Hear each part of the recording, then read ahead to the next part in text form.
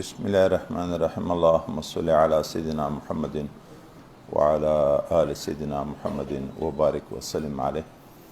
باب كيف كان بدء الوحي إلى رسول الله صلى الله عليه وسلم وقول الله عز وجل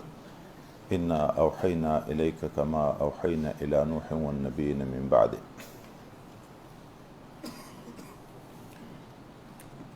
بسم الله الرحمن الرحيم. حضرت امام بخاری رحمه الله د خپل کتاب شروع په بسم الله باندې وکړه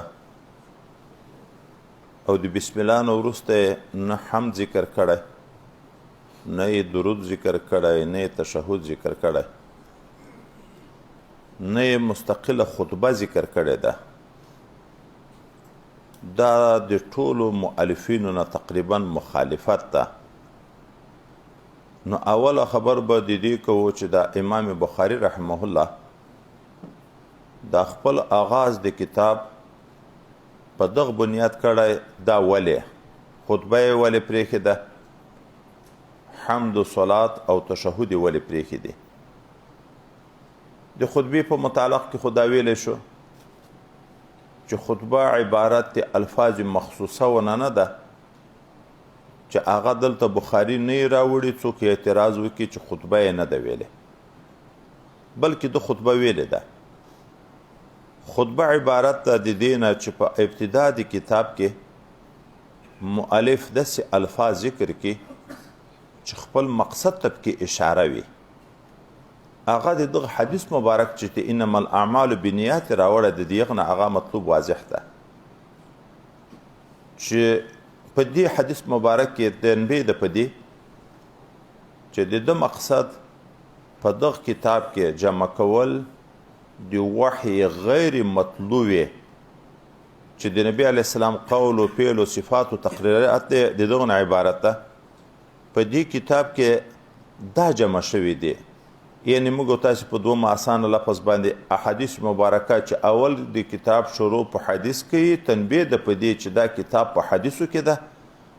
او حدیث وحی غیر مطلوب ته ویل کېږي. هغه مطلب چې د مقدمې ده په دغه حدیث کې ورسره د نیت اهتمام تم کې اشاره ده. دا کتاب زه جوړوم په احادیث مبارکه او د پیغمبر علیه الصلاۃ والسلام کې، خدا کتاب په کوم نیت جوړوم نو چې دا خپل هغه حدیث مبارک ذکر کوي چې په هغه کې اصلاح د نیت لازمي ده. شروع اشاره ده دې ته چې نیت باید صفا وي. نو معلومیږي دا چې دغه د نیت په دې کتاب جوړول کې خاص او خاص د الله تعالی رضا د دغه دین د حفاظت کار ده. دغه مقصد هم تر معلومیږي. نو هغه مقصد د خطبې دغه حاصل ده. پاتې شو دا خبره چې د حمد په باب کې، د صلات په باب کې، تشهد په باب کې خو احادیث مبارکه راغلي، هغه یې ولې پرېښي دي. هر نیکار بلکې په دوم تعبیر باندې کلو کلام، موږ خو تاسې کلو امر لم یبدأ دا لفظم ویو، خو دا الفاظم شته. کلو کلام لم یبدأ فیه بالحمد لله فهو اجزم، چې د خدای په حمد باندې هر کلام شروع نشي هغه به د خیر نه، د برکت نه، د اثر نه مقطوع وي، بې برکته به وي. د ابو داود روایت ده. دغه شان د تشهد په باب کې راغلی دی کل خطبه ليس فيها تشهد فهي كاليد الجزمه. هر خطبه چې تشهد نه یې پکې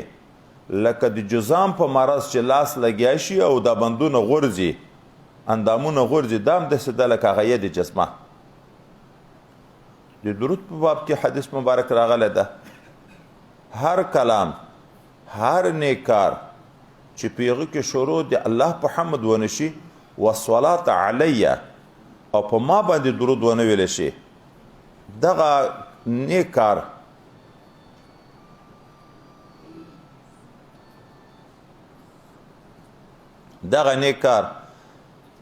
دا د مجزوم ده، ممحوق ده، د هر برکت نه خالی ده. نو دغه درې سره کې احادیث موجود دي امام بخاری رحمه الله ولې دا تر کړی دي د دې نه شراح په مختلفو طریقو باندې جوابونه کوي ښه جوابونه به یو دوه وي خو نور توجیهات دي څوک داسې توجیه کوي چې امام بخاری رحمه الله حمد صلات تشهد نه د ذکر کړی ځکه هغه احادیث مبارکه چې د دغو امورو په باب کې راغلي دي ټول د سند په لحاظ باندې معلول دي په هر یو کې داسې راوي راغلی دا چې هغه مجروح ده یا قره دب کې یا عاصم دب کې یا بل ده اسماعیلي دب کې خو په هر یو کې داسې یو راوي راغلی ده چې مجروح ده روایت ضعیف ده ځکه امام بخاری رحمه الله په دې باندې عمل نه ده کړی دا یې نه دی راوړي یوه توجیه دا کوي خو دا ضعیفه ځکه چې د دغو راویانو روایت نورو کتابو نقل کړی او داسې مؤلفینو ماهرینو د حدیث چې په حدیث کې مهارت لري یغو یې تصحیح هم کړې ده دومره توجیه څوک دا کوي چې امام بخاري ته دغه احادیث رسیدلی نه دي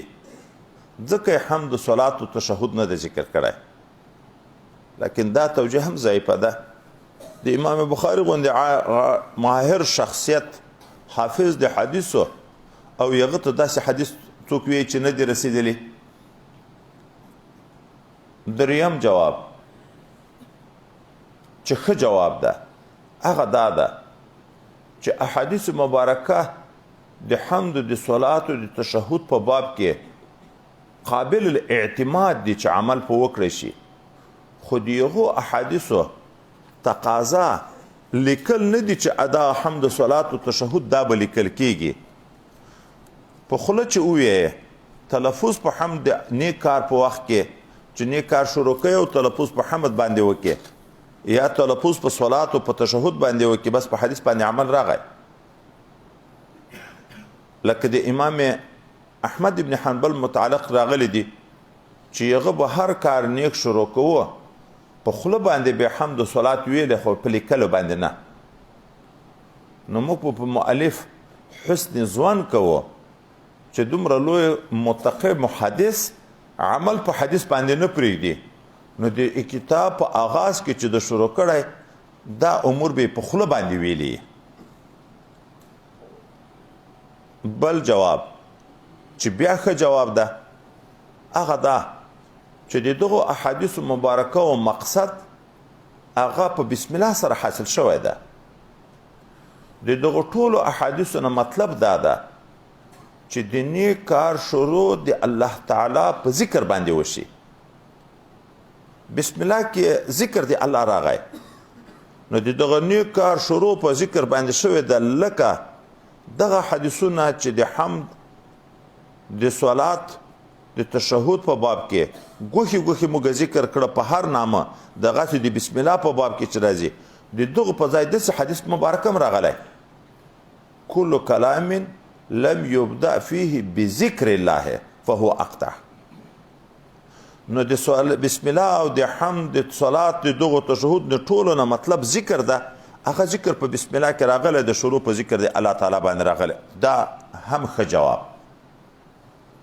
بل جواب چا دا کړی ده چې حمد ویلی کېږي اظهار د صفات کمالیه وته هغه په بسم الله کې د الله تعالی صفات مبارکه ذکر شو کنه اظهار د صفات کمالیه او د الله تعالی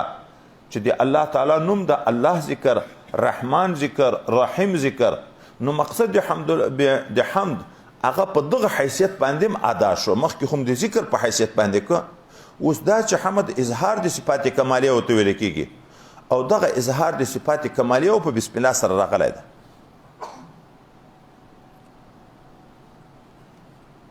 یا چا داسې جواب کړی چې دغه بسم الله حمد و صلات او تشهد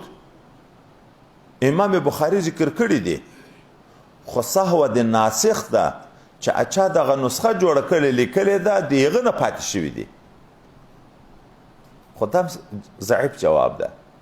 ځکه د امام بخاري شاګردانو چې څومره نسخې رانقل دي په کومو طریقو په یوه نسخه کې هم دا نشته. یوه ناسخ نه به ویرېده، د دوه نه به ویرېده، خو د ده ډېرو شاګردانو چې دغه بخاري شریف لیکل کړي دي، نسخه یې کړې ده، د یوه په کتاب کې هم دا نشته. نو دا توجیه هم ضعیفه توجیه ده چې چا کړې ده. چا داسې ویلي دي چې امام بخاري رحمه الله د خپل کتاب شروع صرف په بسم الله وکړه، دا حمد و صلات و تشهد نه کړ ذکر، د موافقت کړی ده د اول ما نزله سره د الله تعالی د طرف نه حضرت نبی کریم صلی الله علیه وسلم ته اول وحی چې راغلی د سورت علق 15 آیتونه راغلی دي. په هغه کې اول حکم دا د چې شروع به د الله په اسم باندې وي، اقرأ باسم ربک. نو بسم الله راوړی د دغه اول ما نزله حکم دا ده چې هغه شروع تلاوت دا به په اسم د رب باندې کیږي. نور د اقرأ باسم ربک په سر کې نه حمد شته، نه صلات شته، نه تشهد شته. نو موافقت د اول ما نزله کړی ده چې د الله تعالی د طرف نه اول چې څه نازل شوي په هغه کې د بسم الله حکم شته. اگر که بسم الله نشته پکې، خو حکم د بسم الله د پکې چې شروع به په اسم د الله تعالی سره کوي. یا دا توجیه څوک کوي چې حضرت پیغمبر علیه الصلاة والسلام چې کوم عمل کړی ده دغه عمل موافقت مصنف کړی. خپل پیغمبر علیه الصلاة والسلام صلح د حدیبیه کې چې لیکل د معاهدې کړه شروع په بسم الله کړی ده، حمد صلات تشهد یو بیانونه ذکر کړی. نو رسول الله صلی الله علیه وسلم کتابت چې کړی په هغه کې د حمد او صلات او تشهد ذکر نشته، د بسم الله ده، نو د دغه موافقت کړی ده.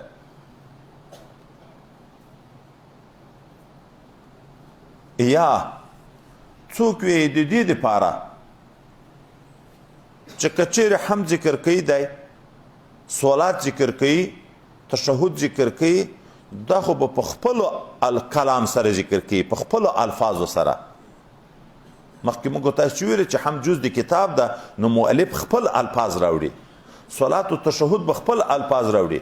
نو که هغه راوړي بیا د کلام مقدم کیږي په کلام د رسول الله صلی الله علیه وسلم باندې. وروسته خو دستي احادیث مبارکه شروع کیږي. نو په دغه حیثیت باندې د رعایت ادب کړای چې د حضرت پیغمبر علیه الصلاة والسلام د کلام نه مخکې د کلام شروع ونشي. یا چا دا توجیه کړي هغه احادیث مبارکه چې حمد و صلات و تشهد کې ذکر شوي دي هغه د خطبو په باب کې دي، نه د تعلیب په باب کې. د مخکې جاهلیت په دور کې دا دستور و چې کوم چا به خبرې شروع کولې، خطبه به ویلې، نو شروع د خپل خطبې به په اشعارو باندې کړه. دا یو دستور و، شروع د خپل خطبې دا به دی په اشعارو باندې کړه. پیغمبر صلی الله علیه وسلم د جاهلیت د رواج د ختمولو دپاره حکم دا وکړه چې خطبه چې څوک ویایي باید په سر کې د الله حمد ذکر کړي، د حضور پاک صلی الله علیه وسلم درود ذکر کړي، د الله او د رسول الله په وحدانیت او په رسالت شاهدي وکړي. دغه دا مطلب و. په خطبو کې خبره ده، په تعلیب او په تصنیف کې خبره نه ده.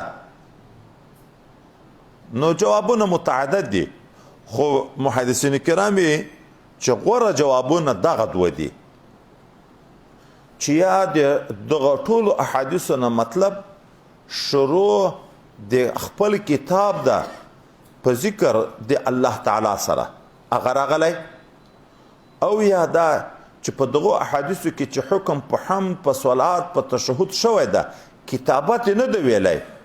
نو چې په تلفظ باندې دغه امور باندې تلفظ اول وشي هغه مقصد حاصلیږي، عمل په حدیث مبارکه باندې راځي.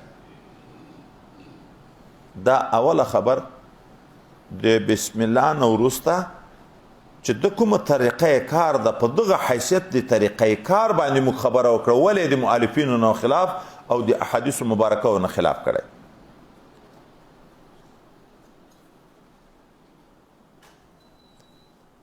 دومه خبر بیا طریقه د افتتاح د مصنف د نورو مصنفینو د طریقې د افتتاح نه جدا شوې ده. امام ترمذی، امام ابي داود، امام نسائی هر یو چې د خپل کتاب شروع کوي په کتاب الطهارت سره شروع کوي او د دې وجه نه کوي چې په ایمانیاتو کې احکامو کې مهم حکم د لمانځه ده او لمونځ موقوف ده په طهارت باندې. نو وروسته خو به ابتدا په صلات کوي په کتاب صلات، خو هغه موقوف ده په طهارت باندې. نو ځکه مخکې د اخول نه د طهارت خبره ذکر کوي. په قبر کې چې انسان کېښودی شي د ده نه د طهارت پوښتنه اول کېږي. لکه موږ تاسو ته را روان ده صحابي په قبر کې کېښودی شو، بیا حضرت پیغمبر علیه السلام سبحان الله سبحان الله ویلې او دعا یې وکړه چې نیک سړی د قبر په عذاب باندې گرفتاره شو. بیا چې د بیبي مبارکې نه پوښتنه وکړه د دغه صحابي په متعلق کې د لمنځو د روژو د نورو نیک اعمالو ټول نیک اعمال یې کړه، یو کې هم تقصیر نه و. نو بیا عذاب د قبر د څه وجې نه و؟ وایي ده رمه په وشپون و، د میږو د اوزو د بولو نه خپل کالي نه ساتل، کالي به اکثره وخت په هغه بولو باندې نجس و. نو نبی علیه الصلاة والسلام حکم عامه موږ تاسو ته وکړو، استنزهوا من البول فإن عامة عذاب القبر منه. نو اول په قبر کې د طهارت متعلق پوښتنه کیږي او اول په ورځ د قیامت باندې په حقوق الله کې د لمانځه پوښتنه کیږي. نو یو د دغه نکتې په بنیاد باندې آغاز د خپل کتاب په کتاب طهارت باندې کړی. ابن ماجه یغه بیا د خپل کتاب آغاز او ابتدا په اتباع سنت باندې کړی ده. اول د متابعت سنت باندې خبره کوي، وروسته بیا دوم مناقب دستی د صحابه ذکر کوي، نور کتابونه مناقب هم په اخر کې ذکر کوي، خو ابن ماجه بیا هغه هم په اول کې ذکر کوي. یغه بیا دغه ته نکتې ته کتلې دي، اتباع السنت خبره مخکې ذکر کړي چې کچېرې د سنتو پایبندي ورکه شي، بدعات شروع شي. بدعت ویلی کېږي رفع السنت ته، داسې رواج عمل شروع شي چې په هغه کې سنت ترکیږي، د سنت خلاف عمل شروع شي. نو د بدعاتو په ظهور سره داسې نه چې صرف صورت د ایمان د علم د حدیثو به ورک شي، بلکې حقیقت به ورک شي. د دغه اهتمام دپاره اول د اتباع سنت خبره ذکر کړه او بیا چونکې ناقلین د حدیث صحابه مبارکه دي، نو د دغه صحابه اول مناقب بیا ذکر کړي، ځکه که العیاذ بالله صحابه مبارکین مشکوک شي، د دې عظمت نشي وپېژندی او بیان نه کړی شي، نو خو دین مشکوک کېږي. حدیث خو موږ ته رارسېدلي په واسطه د صحابه دي، اخو ناقلین د حدیثو دي چې صحابه که مجروح شي بیا خو حدیث ټول مجروح ګرځي، بلکې علم و دین ټول مجروح ګرځي. نو د دستی د یغو عظمت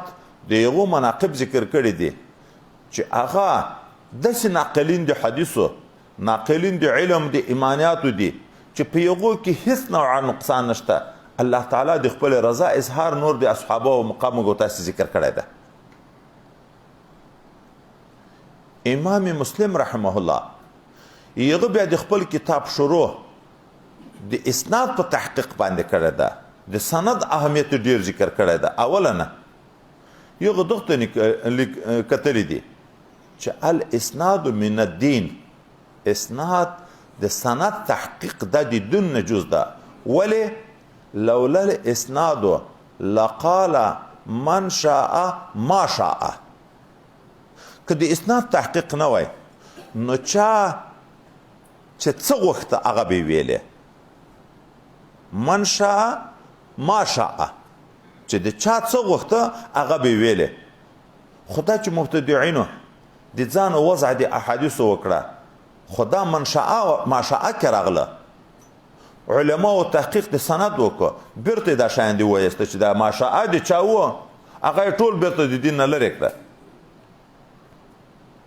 دا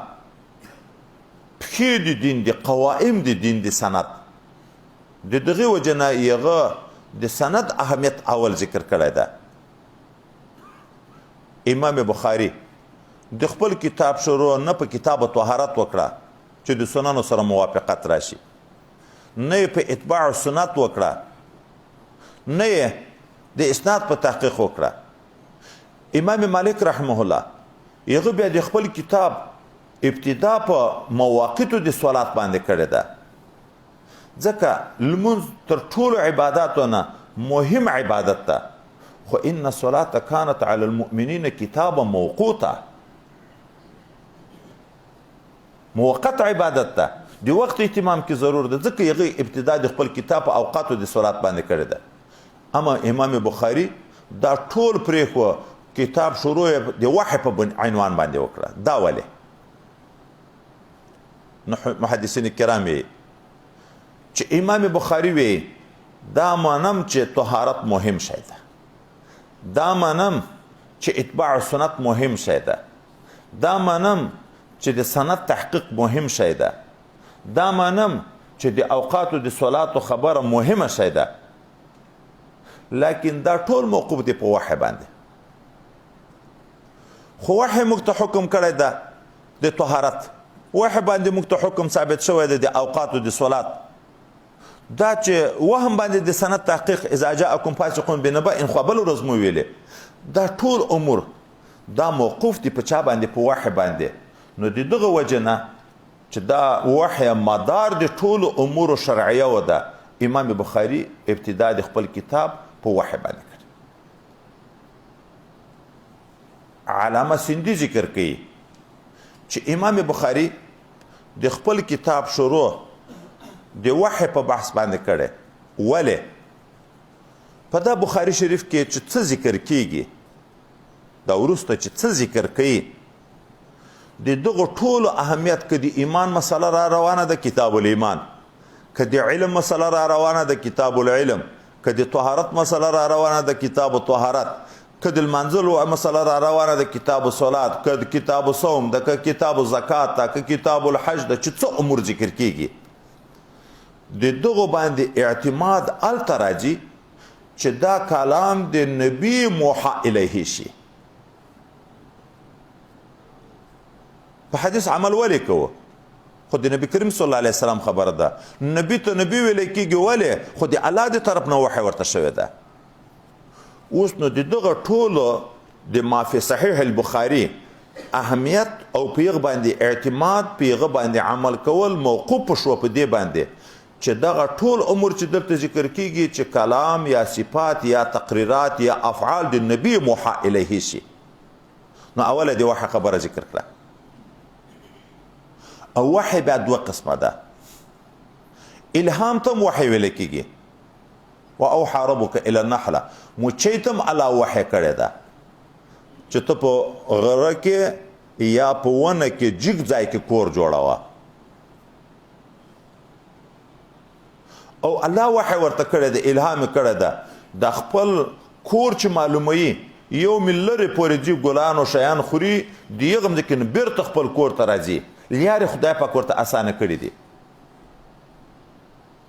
او د خدای دوستانو ته الهام یختم وحی ویل کېږي. دا خو لکه نحلې مچۍ ته چې شوی ده. د حضرت موسی علیه نبینا علیه السلام د مور په باب کې قرآن عظیم شان آیاته و اوحینا الی ام موسی، نبی و وحی ورته شوی، ملائکه ورته راغلی، خو زړه ته الله وغورځول چې تابوت جوړ که ورته په تابوت کې کېږده او بیا یې وغورځوه دریاب ته، بیا به زه یې حفاظت کومه. دغه هم وحی ویل کېږي چې الهام د دې وحی خبره را روانه ده چې څو قسمه ده. او وحی د رسالت چې څوک رسول وي هغه ته وحی راځي، هغه ته هم وحی ویل کېږي. نو دستي امام بخاري رحمه الله د الله تعالی کلام انا اوحینا الیک څخه الوحی د الهام نه وحی د رسالت کما اوحینا الی نوح والنبیین من بعده. لکه نور انبیاء ته چې وحی کړی ده، تا ته هم دغسې وحی کړی ده. نو دا وحی د رسالت ته، وحی د الهام نه ده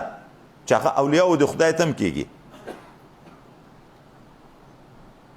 شیخ الهند رحمت الله علیه وی امام بخاری رحمه الله د خپل کتاب شروع په بحث د وحی وکړه. ولې دی چې دا کتاب جوړوي مقصود په کتاب کې داسې امور ذکر کول دي چې هغه د انسانانو د مسلمانانو د بهبودي د فلاح د کامیابۍ ذریعه ګرځي. خو هغه امور چې د انسان د دنیایي او اخروي کامیابۍ ذریعه ګرځي هغه بس په څه شي معلومیږي؟ یوه طرف ته د علم لار حواس دي چې موږ ته الله تعالی راکړي دي. په سترګو شی معلومیږي، په غوږو شی اورېدی کېږي، په پزه شی معلومیږي، خوشبویي او بدبویي معلومیږي، په ژبه یې څکن خوند معلومیږي، په لاس باندې نعومت او غلازت معلومیږي. د علم لارې دام دي، خدا د انسان د فلاح دپاره کامیابي دپاره کفایت نه کوي. ولې په دغه کې خطا بالمشاهده راځي، په ښکاره امورو کې هم خطا کېږي. نو څنګه به اعتماد په وشي؟ د انسان کامیابۍ به ذریعه څنګه وګرځي؟ لکه اوس مثلا موږ تاسې د شپې په وخت کې وینو وریځ یې باد یې وریځ باد یې دغه طرف نه رااخیستی داسې بیایي یې موږ ته لیدی کېږي لکه دا سپوږمۍ چې منډې وهي روانه ده.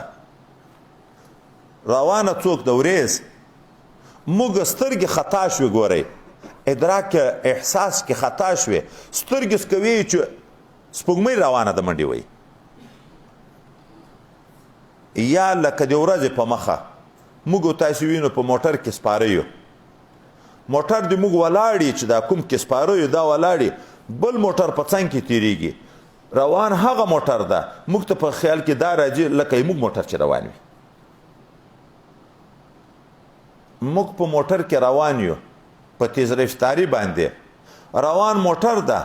یو خواته بله خواته ځنګلې دي، ونې دي، موږ ته دا ونې داسې په منډه معلومیږي لکه ونې چې روانې وي. رڼا ورځ ده، سترګې لیدل کوي، خو د هغه باوجود دغه د خطا کېږي. دغسې قوه سامعه خطا کېږي، دغسې قوه ذایقه خطا کېږي. لږ صفرا په بدن کې غالبه شوه، لږ صفرا، خوږ شی به تریخ ورته لیدل کېږي، د خوند د ژبې د خولې خراب وي، شی به وي خوږ، خو دی په تریخوالي باندې محسوس کوي، ذایقه خطا کېږي. دغسې دا نور حواس په دغه کې خطایي راځي. 2 ملیارد معرفت چې د عقل ده، د عقل په باب کې مخکې موږ تاسې ویلي وو په دوم طرف بخاري شریف کې چې دا نابالغ ده. هغه څه پوره نشي درکولی چې د انسان د فلاح او د بهبودي ذریعه وګرځي. ولې موږ تاسې وینو چې عقلا په اکثرو مسایلو کې الا نادرا په مسله کې به متفق وي، رایه ده، الا نادرا به اتفاق وي. په اکثرو مسایلو کې د عقلاو په خپل مابینو کې اختلافات وي. خو دا وجه دا ده چې عقل ادراک د حقیقت کړی نشي، کنی حقیقت خو په نفس الامر کې یو وي. دا اختلاف ولې جوړیږي؟ خو هغه د اصلي نفس الامر ادراک عقل کړی نشي. نو حواسو کې هم خطایي راځي، عقل کې هم خطایي راځي. د انسان د بهبودۍ د فلاح دپاره فقط و فقط کافي چې ده هغه علم الهي ده چې په وحي سره وي. ولې وحي کې د خطا احتمال نشته. لا يأتيه الباطل من بين يديه ولا من خلفه تنزيل من حكيم حميد. دا قرآن عظیم شان دا نازلیږي د الله د طرف نه، خو په داسې عنوان نزول راځي چې نه د مخ د لوري نه د شا د لوري نه بطلان مداخله نشي پکې کړی. حتی کله کله به د وحی په وخت کې د حضرت سیدنا جبرائیل علیه السلام سره او یا زره ملائکې نورې په بدرګه را روانې وي. اوس نو قرآن خپله دا ثبوت کوي چې په وحی کې د هیڅ چا مداخله نشته، نو د خطا احتمال نشته. نو امام بخاري د خپل کتاب آغاز په بحث د وحی وکړو. انسان ته تنبیه ورکوي دې ته چې کامیابي که غواړې قرآن او حدیث ته رجوع وکړه، د الله کلام او وحی ته رجوع وکړه. په نورو علومو عصریو باندې چې دا څومره دنیا په لګیا ده په دغه باندې فلاح نشي راتلی. چې د دنیا څومره علوم دي عقلا دغه بدبختانو ته دومره پیدا ونه کړه چې خپل خالق په وپېژني د ساینس او ټکنالوژي په لحاظ باندې څومره په مخ باندې تللی دي خو لیکن دوی د خپل خالق معرفت نشته ورته د هغه نه هم غافله دي دا څنګه سړی چې ویده کېږي یو چاپېړی وایي دا د خوب سبقونه نه دي علامه کشمیری رحمت الله شاه انورشاه کشمیری رحمه الله بیا وی امام بخاری د خپل کتاب آغاز په بحث د وحی وکړه ولې څومره امور چې دي که د اوداسه خبر ده که د لمانځه خبر ده که د روژې خبر ده که د زکات خبر ده که د حج خبر ده که د جهاد خبر ده که څومره احکاماتو خبر دي دا ټول موقوف دي په یو تعلق باندې چې د بنده او د خالق په منځ کې تعلق وپېژندی شي چې دی د موږ خالق ده موږ مخلوق یو دی د موږ مالک ده موږ مملوک یو دی د موږ معبود ده موږ عابدین یو چې دا وپېژندی شي بیا به د ده په حکم چلیږي چې خالق میں الله ده مالک میں الله ده رازق میں الله ده د عبادت لایق میں الله ده چې دا وپېژنې نو بیا به د ده په حکم باندې چلیږي دغه تعلق چې پېژندی کېږي دا په وحي سره پېژندی کېږي که د رب کریم د طرف نه د کتابو نزول نه وای د هغو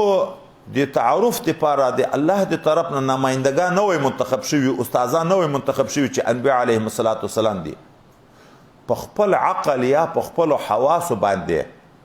موږ دغه تعلق نشوی پېژندی چې موږ چا پیدا کړي موږ مالک څوک ده د موږ رازق څوک ده سړی چې خوشحاله کوي منعم به خوشحاله کوي چې چا په تا احسان کړی ده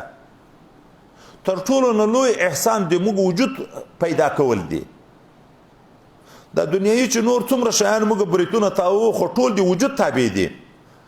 زه چې موږ ویایو خو چې زه شی چې پیدا خو شی زه پروفیسر یم زه انجینر یم زه ډاکټر یم زه شیخ الحدیث یم زه پیر یم زه طالب یم زه مجاهد یم زه صوفي یم زه حاجي یم زه سخي یم زه فلان یم زه فلان یم خو چې زه خو وپېژنې چې ته چا پیدا کړی چې مالک خالق وپېژنې بیا به د غلامي معنا پېژنې چې زه غلام یم غلام آزاد نه وي خپل طبیعت ته هغه به په رضا د مولا چلیږي دا د رضا اسباب مو په عقل نشو معلومولی چې وحی نه چې ښه نو مالک دې موږ په څه شي راضي کېږي نو امام بخاري افتتاح د خپل کتاب په بحث د وحی وکړه چې دغه تعلق وپېژندی شي اوله نه ضرور دا ده من عرف نفسه عرف ربه چا چې ځان وپېژنده خپل رب یې وپېژنده دغه معنا څه ده چې زه وپېژنده چې زه نه وم زه خو ممکن یم واجب خو نه یم زه نه وم بیا پیدا شم چا پیدا کړم دستي ګورئ الله ورسره پیژنده کړي دا زه چې لوی شوی یم په دا خپله زندګي کې ما څومره خوراکونه کړي دي په دا خوراکو زه دغه ځای ته رارسېدلی یم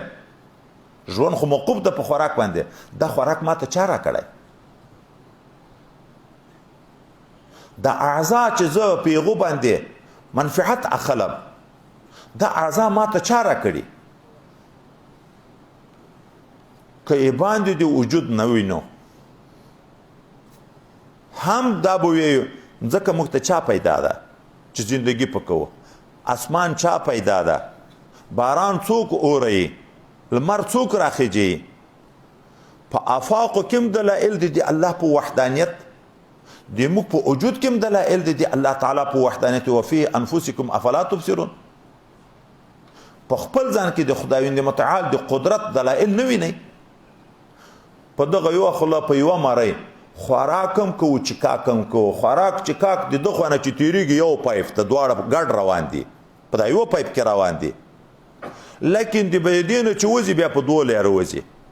د خوراک شیان فضلات په قضای حاجت لوی په کوم طرف باندې دي مایعات چې چکل شوي دي دا بیا په کوم طرف باندې دي لیار د دخول یوه ده هلته الله تعالی سره په خپل قدرت کامله جدا کوي ګوره یوې معدې ته په یوه لیار باندې ورځي او د یغ نه بیا په دوه لیار باندې وځي دغه چې سړی فکر وکړي دا تصرف د چا ده دا چې په بدن کې دا څومره اعضاوې دي چې دغو ته خیال وکړو دا د څه شي نه پیدا دي منشا د دغو ټولو نطفه د مني دی اوس مني دي په صورت سپینې وازده کې په سترګه کې کار کوي دا تر جوړه شوی موږ لیدل په کوو د دغه مني ونه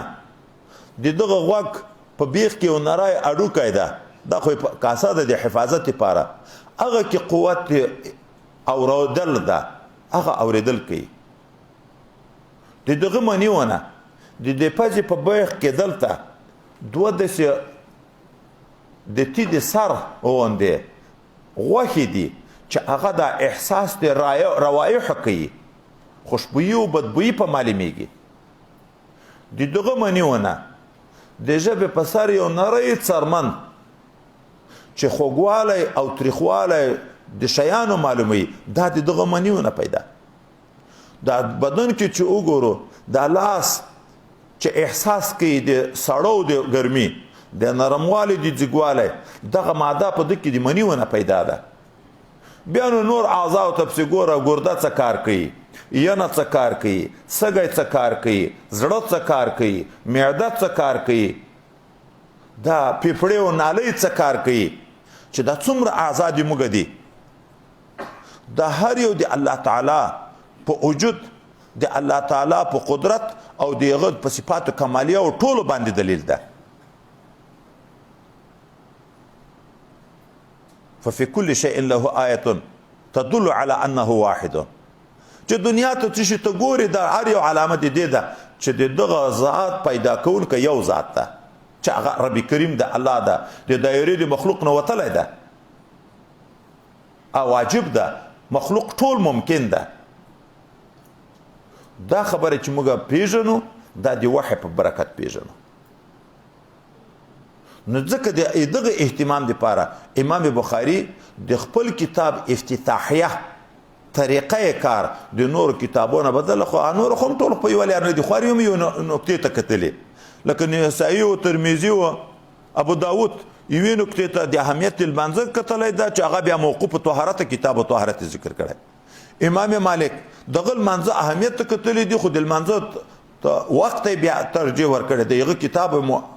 په مواقعتو باندې شروع کړه او دا چې د اوداسو د المنځ خبره موږ کوو دا خو موږ ته صحابه را رسوله ده یو د چانه نقل کړي د رسول الله نه نقل کړي نو اول سنت دي